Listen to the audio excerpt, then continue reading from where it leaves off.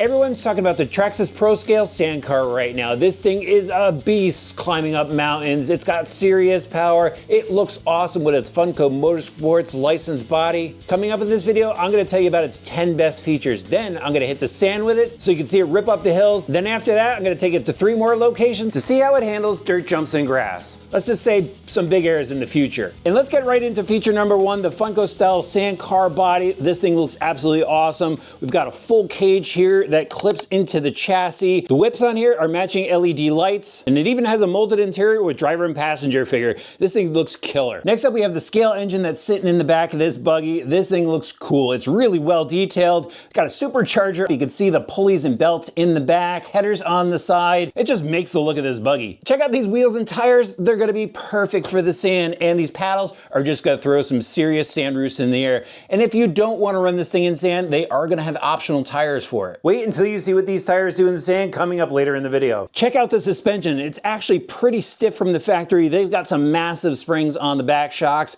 These are GT style max shocks, and they have these fake reservoirs on them that really add to the scale look. Because digging through the sand is gonna add a lot of stress to the driveline, they've beefed it up. So they now have 1.5 mod straight cut gears for the differential and transfer gear. Then they bulked up the steel out drives and still have steel CVs going down to the wheels. Now this is probably my favorite feature on this. It has front disc brakes. The problem with some two-wheel drive cars is you don't have front brake. All the braking is taking place in the rear through the speed controller, but with this car they've added disc brakes on both sides, and it is adjustable. It's servo controlled, and it only comes on under braking. So if you want to reverse out of something, it's not going to lock up the front brakes. Really cool setup. Take a look at these chrome plated suspension arms. They really add to the scale look of it. We got to talk about the power system. You could run 8S through this, and to do that they have their Millennium VXL 8S system and a 2200 kV motor with cooling fans on it, massive heatsink. They have a more aggressive tune on this speed controller setup. And since we're talking about electronics, they also included the 2085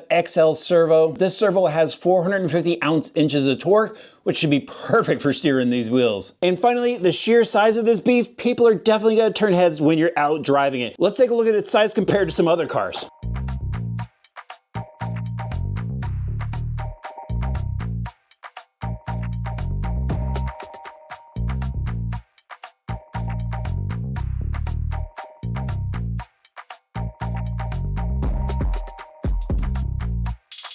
Okay guys, back at the sand pit. Want to show you it driving with the Gravix tires on there. It's a bit more nimble. It's just not ripping extreme wheelies. It's much more drivable.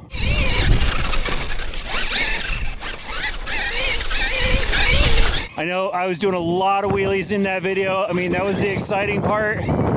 People are a little concerned that it's not drivable, but with the tire swap, it absolutely is.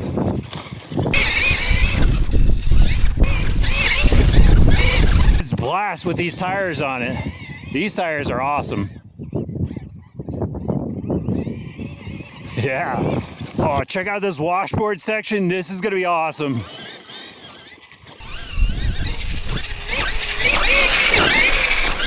Take another run.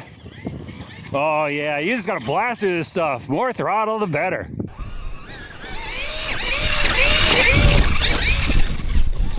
So the thing I forgot to talk about in the first video is the braking. So it's kind of a double pump setup with the trigger. So when you initially hit the brake, that's when the front brake applies, which worked pretty awesome. And then when you pause, that's when it goes into reverse. The front brake doesn't go on. But that front brake is a game changer on this two-wheel drive buggy. Now I'm gonna show you some action with the paddle tires.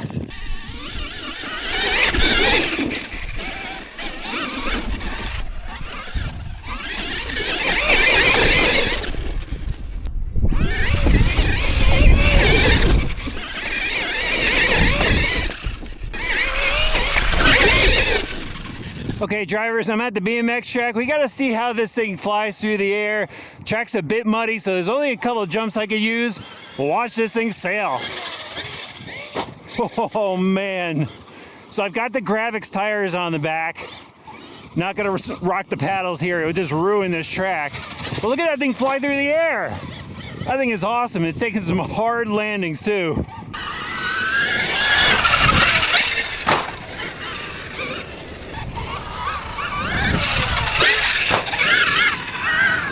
I'm Come around here and watch this thing sail. Look at that. That's pretty awesome. That was some serious airtime. I want to show you guys that maybe this could be used as more than just a sand car. And you know what? The steering, not too bad. Definitely has traction on the asphalt. That thing flies like awesome, just awesome. Let's go through the ripple section. Super windy out. Hopefully you guys could hear the audio, so I apologize for that. We'll watch this thing go through the ripples here. The six pack, I should say. Just float it. Plenty of punch. Look at that. It's just a giant buggy. That's really what it is. Giant two-wheel drive buggy. We got like plenty of rip, plenty of braking to control this thing.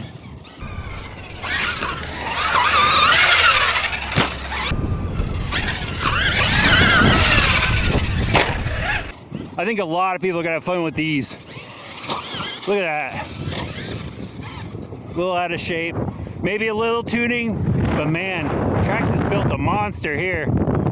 Big air. Had to show you guys how it performs in some Pactor. So I'm up at RC Madness in their basher lot. You've seen this in a bunch of videos before. We're gonna see how it does here. I've got the paddles back on the rear so you can see how it drives right out of the box on this packed dirt. Plenty of bite out of those rear tires. And lots of understeer from the front tires. I got to imagine somebody will come out with front tires for this at some point. Little jump action. We'll get bigger as we go, but I want to show you it in the flat dirt first.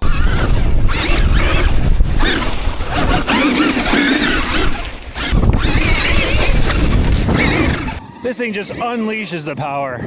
Sounds so mean. So the really slow speed off power steering is fine, but on power steering pushes like a sled. All right, we got to get a couple jumps in here. Paddle tires and all. Let's send it off of this one. Wow. That is pretty cool. That's a stock out of the box setup. We got a little bounce at the end. It jumps so well, guys. What do you think? A few sends off the big jump? This way is gonna be a bigger send. Some more speed behind it.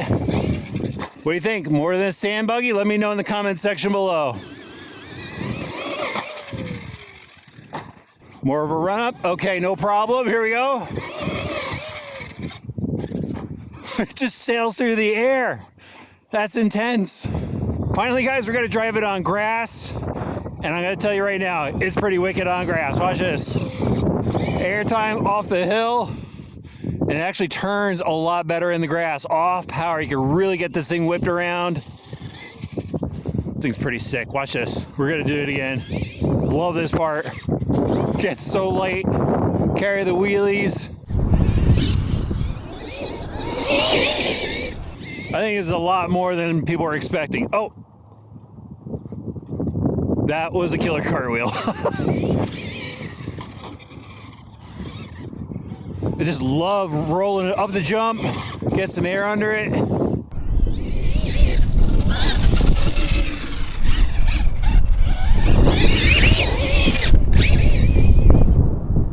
I gotta hit this double bump hill climb here, so ready? Oh man. It takes some driving with this car. You can't just send it full throttle. You gotta put some wheel into it. I gotta nail it this time. Added battery already. I only had 5,000s in it this time. Another full day with the sand car. I drove all over the place, just tried in different locations, and I wasn't disappointed with any of the performance today. So let's wrap this one up. Hopefully you have a good handle on the features of the sand car now, and I took it to a bunch of different locations to kind of showcase maybe what this car could do beyond just running it in the sand. Obviously, first up I hit the sand pit, showed you guys it running up and down with the sand paddle tires, and primarily ran it on the optional Gravix tires. One of the things that people were talking about in my original video in the comment section was it looks like it was wheeling too much, and a lot of that is throttle dependent. I was having a lot of fun just ripping on the throttle and doing wheelies wheelies, but the graphics tires actually help tame it a little bit more, make it a little bit more drivable, keep the front end down. And I'm sure, you know, maybe some people will want to add some weight to the front or something like that, but I think we'll see some optional tires at some point too. And then I took it to the BMX track and the Basher field up at RC Madness, which had a lot of jumps, and that's not what this car was designed to do. But again, I wanted to, you know, maybe inspire you guys to build something with it. You know, I know people are going to take this beyond its intended use, and that's what I wanted to give you a feel of. And obviously, you know, it flew through the air really well with the jumps. The problem was obviously the landing, and this suspension setup isn't set up for landing big jumps. And so as a few people that were watching, that were there with me, saw it landing, and they said, hey, with a little bit of tuning, that thing has some potential. And I think it does have potential to maybe go beyond just a sand car.